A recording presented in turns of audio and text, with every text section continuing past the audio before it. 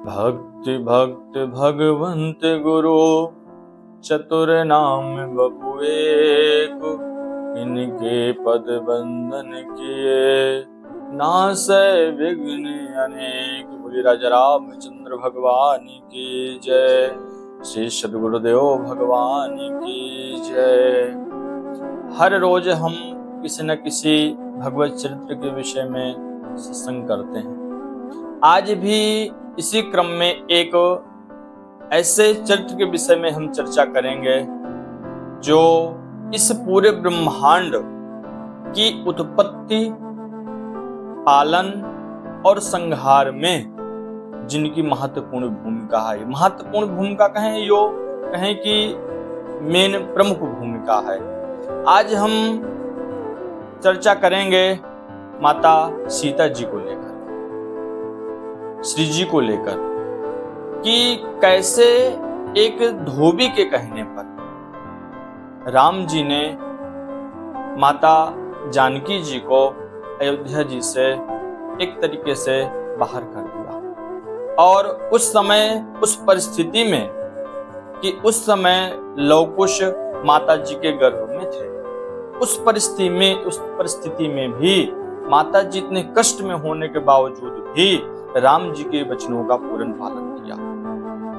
तो वह आखिरकार वो धोबी कौन था और किस स्थिति के कारण माता जानकी जी के वो वनगमन के लिए वह एक कारण बना।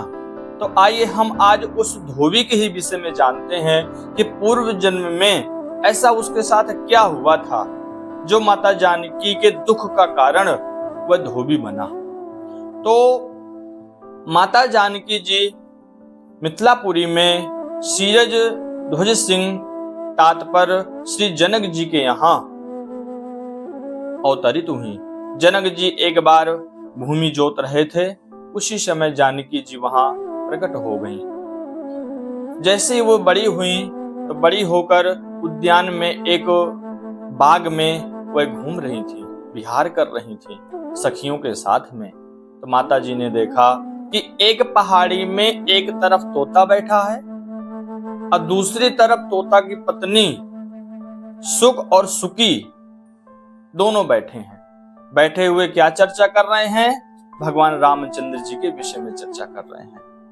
कहते हैं रामचंद्र जी को लेकर और माता सीता जी को लेकर कि देखो आगे चलकर एक राजा होंगे, सूर्यकुल में होंगे, राम जी नाम के होंगे और प्रजा का पालन अपने पुत्र के समान करेंगे।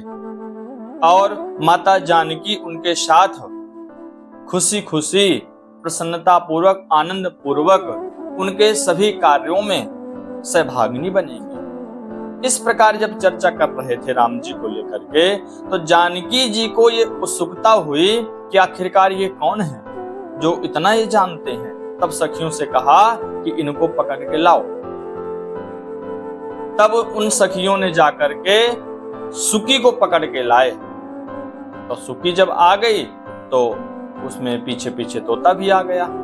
तो उस सुकी से माता जी ने पूछा कि आखिरकार ये बताओ कि तुम कौन हो, तुम कहां से आए हो और तुम राम जी के विषय में, माता जानकी के विषय में ये कैसे जानते हो? तब उन्होंने उत्तर दिया कि हे सखी, हम वाल्मीकि जी के आश्रम में पहले रहते थे।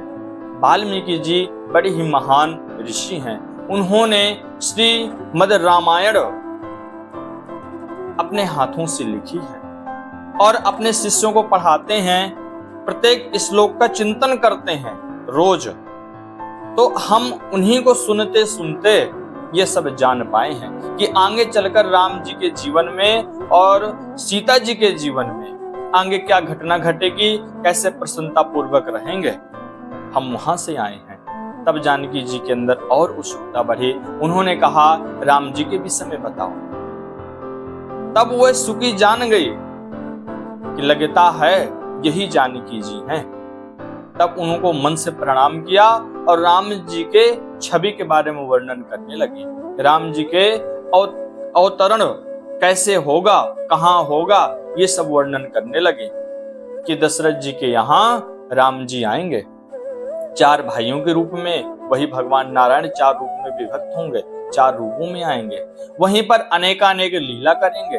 फिर एक दिन मिथिला आएंगे, ऐसा धनुष जिसे कोई छू भी नहीं सकता, उस धनुष को राम जी तोड़ेंगे और जानकी जी को वरण करेंगे। इस प्रकार कहकर सुकी शांत हो गई और कहती है अब हमको जाने दो। तब जानकी जी ने कहा कि नहीं, तुम बड़ी प्रिय बोलने वाली हो और तुमने मुझको सुख प्रदान किया है, इसलिए तुम जाओ नहीं, अब यहीं पर रहो और जब तक राम जी ना आ जाएं, जब तक मुझको वरण न कर लें, तब तक तुम मेरे पास ही रहो, तुम मुझसे भय मत करो। तुम्हें भय करने का कोई कारण नहीं, तुम प्रेम से मेरे पास रहो। वह सुकी भी गर्भिणी थी, तो सुकी ने प्रार्थना किया कि इस समय मुझको अपने पति से वियोग न करो, अलग मत करो, मुझको उनके साथ ही रहने दो। माता जी ने कहा नहीं, मेरे पास ही रहो। उन्होंने बहुत अनुनय विनय किया, लेकिन माता जी ने उनको नहीं छोड़ा। तब उसने, सुकी ने तोते से भी कहा कि आप कुछ प्रार्थना करिए। तब उसने, तोता ने भी प्रार्थना किया, लेकिन माता जी नहीं मानी। उन्होंने कहा नहीं, अब ये मेरे पास ही रहेगी। तब क्रोध उसको आ गया, सुकी को क्रोध आ गया। अब क्रोध के कारण उसने माता जानकी जी को एक तरीके का श्राप दे दिया कि जिस प्रकार गर्भिणी होने पर तुम मुझे अपने पति से वियोग कर रही हो, इसका कारण तुम बन रही हो, तो तुम्हारे जीवन में भी एक दिन ऐसा ही होगा कि तुम भी जब गर्भिणी होगी तब भी आपकी ये स्थिति होगी कि आपको अपने पति से दूर रहना पड़ेगा, तात्पर्य राम जी से दूर रहना पड़ेगा। और यूं कहकर विलाप करते हुए उसने प्राण छोड़ दिया। तोते ने जब देखा कि अरे ऐसा हो गया, तो तोते को भी बड़ा दुख हुआ, उसने भी विलाप किया, उसने भी एक तरीके से प्रतिशोध लिया। उसने कहा कि अब मैं आपके उस दुख का कारण बनूंगा और मैं जाकर के अयोध्या जी में जन्म लूंगा और मैं ही कारण बनूंगा, उस कारण से राम जी आपको अपने से अलग करेंगे। तो शास्त्रों में वर्णन आता कि कितना भी कोई विद्वान हो, कितना भी कोई ज्ञानी हो, लेकिन यदि अंत समय में क्रोध करके या दूसरे का अनभला चाह करके जब प्राण त्यागता है तो निश्चित रूप से नीच योनियों में ही जाता है। ये शास्त्र प्रमाण है, शास्त्रीय बात है ये। तब इस प्रकार जब उसने अपने प्राण छोड़े, तब वही तोता अयोध्या जी में जाकर के धोबी के रूप में जन्म लिया और वही माता जानकी जी के वन में जाने का कारण बना। तो ये एक गूढ़ रहस्य था। श्री पद्म पुराण में ये बड़े ही सुंदर तरीके से उल्लेखनीय है, जो हमने आप लोगों को ये कथा श्रवण करवाई।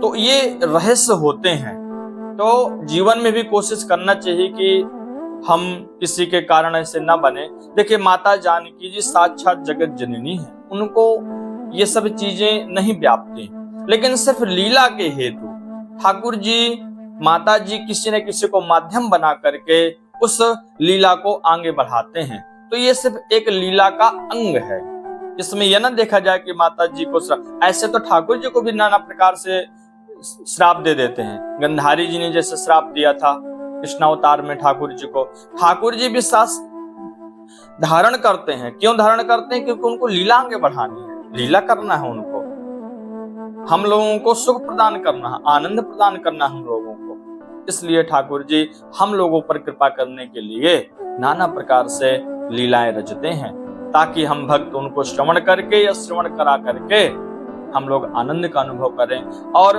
वैराग्य रूप धारण करते हुए भगवान के चरणों का सेवन करते रहें। बोले राजा रामचंद्र भगवान की जय।